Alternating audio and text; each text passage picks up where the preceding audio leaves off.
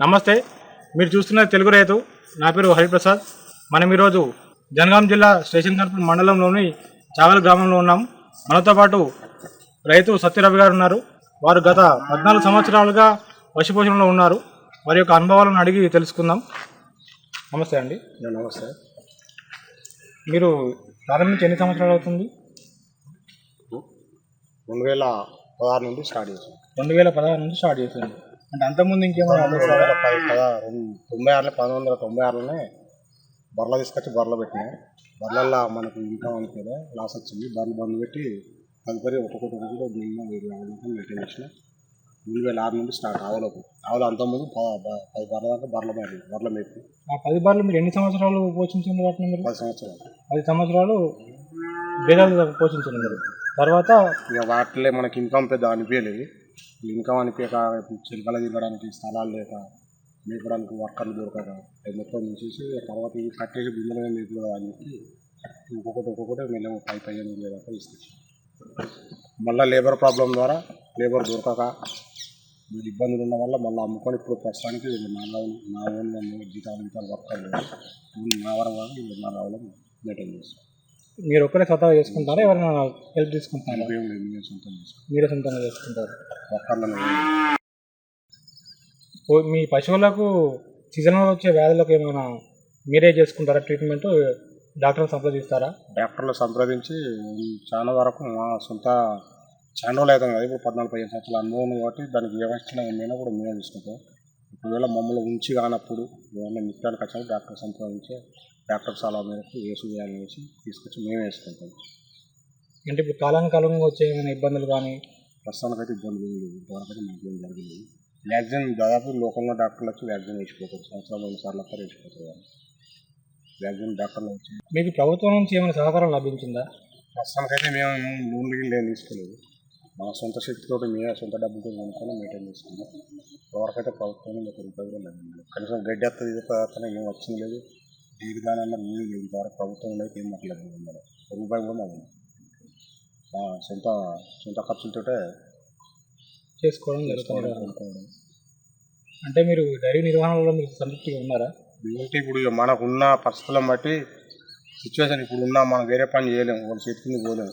Timepass కోసమైనా కానీ అది ఇంకా ఉండని లేకపోయి మనకు అదే అలవాటు అయిపోయింది కాబట్టి అన్నం 4 తీసుకొని వాడి ద్వారానే పోషణ చేసుకుంటాం. పెద్ద ఇన్కమ్ అయితే ఉండలేదు. దాదాపు ఇన్కమ్ ఉన్నా లేకున్నా పర్లేదు కానీ వాటి సాధారణ కోరికతో కాదు. పశువుల మీద ఇష్టం విడిచిపెట్టి వేరే పని చేయలేము. ఏడిపోయినా టైంపాస్ కాదు. వాటితో తింటే మనకు పొలంలోకి సరిపోతే పేడ వెళ్తాను, అదే గడ్డి తింటే అదే పేడ ఇస్తాను, మనకు మనలో పులిగడ్డ సరిపోతుంది అని చెప్పి అదే దృష్టి బట్టి చెప్తాను. మీకు తక్కువ మిగిలినప్పటికీ తృప్తి ఎక్కువ ఉంది కాబట్టి ఇంకా మనకు ఉన్నా లేకపోయినా పర్లేదు కానీ వాటికి మాత్రం ఇప్పుడు మా పిల్లలకు కానీ మాకేమన్నా జ్వరం వచ్చినా ఏమైనా ఇబ్బంది అయినా కూడా ఇప్పుడు డాక్టర్ దగ్గర పోవాలన్నా రేపు పోతే అశ్రద్ధ చేస్తాం కానీ వాటికి ఒక 5 నిమిషాలు కూడా అశ్రద్ధ చేయము. వాటికి మైండ్ ఇంజెక్ట్ ట్రీట్మెంట్ చేస్తాం. మా సొంత తేలితో మేమే ట్రీట్మెంట్ చేస్తాం. మేము నుంచి కానప్పుడు డాక్టర్ సలహా తీసుకుంటాం. దాని ద్వారా మాకు ఇప్పటివరకైతే ప్రాబ్లం లేదు. ఎందుకంటే జీతాలు లేరు, వర్కర్లు లేరు, ఖర్చు లేదు. మా గడ్డ తింటానే గడ్డి కొనుకొచ్చడం లేదు.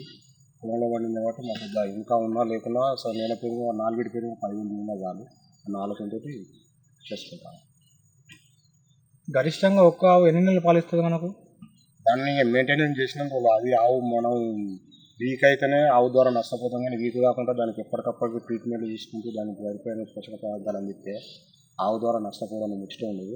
మినిమం కట్టి మనం ఈనాక 3 నెలలకు మళ్ళీ ఎదకొస్తాయి. అది సూది తెచ్చినాక 7 నెలలు మనం పాల్గొనుకొని 7 నెలలు సూది కాకుండా బంద్ పెట్టి 2 నెలల గ్యాప్ ఇస్తుంది. ఆ 2 నెలల్లో మళ్ళీ రన్నింగ్ అవుతుంది. మనకు ఆవు ద్వారా నష్టం అయితే ఏం జరగదు, ఉండదు, మంచిగా ఉంది. మీ అమూల్యమైన మీ అనుభవంలో మీరు చెప్పాలనుకున్నది?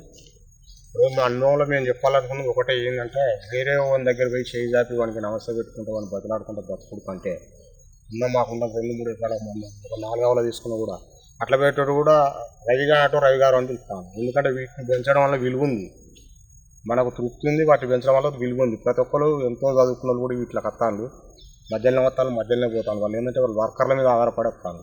వర్కర్ల మీద ఆధారపడి చేసిన వాళ్ళు ఎప్పుడు ఇవ్వరు పెద్దగా అది కానీ వాళ్ళు ఎంత వచ్చినా కూడా దివాళ్ళు ఇస్తారు. అలా సరిపోతుంది. ఎందుకంటే ఆయన అనుభవంతో వర్కర్ వస్తాడు, పని చేస్తాడు. అది మంచిగా ఉందా చెడ్డగా ఉందా మనకు అవసరం లేదు. సార్లు ఏడు పిండాల పొయ్యాడ పెట్టాలి, పండుకోవాలని చెప్తుంది. మనమేందో తిన్నప్పుడు ఎంత తింటుంది, అది తిన్నదా తినలేదా, పాలెన్ని అవుతానే, ఎందుకు తగ్గినాయి, మనం సొంతంగా మనం చూసుకుంటాం కాబట్టి దానికి వెంటనే ట్రీట్మెంట్ చేయగలుగుతాం. ఆ ట్రీట్మెంట్ చేయడం వల్ల దానికి దివాళీసు ఉండదు. మనకి మిగిలిపోయినా వర్కర్లను ఆధారపడి పెడతా అనుకున్న వాళ్ళు వీరు తిరిగి పోతుంది. స్వయంగా నేను చేసుకుంటా అనుకున్న వాళ్ళు 2 కావుతున్నా వాళ్ళు 4 కావుతున్నా వాళ్ళు పెద్ద నేను 10 పెట్టాలి 20 పెట్టాలి వర్కర్ల మీద ఆధారపడి బతకాలనుకున్న మొత్తం ఇది చేరిపోయి సందేశాన్ని ధన్యవాదాలు. Thank you.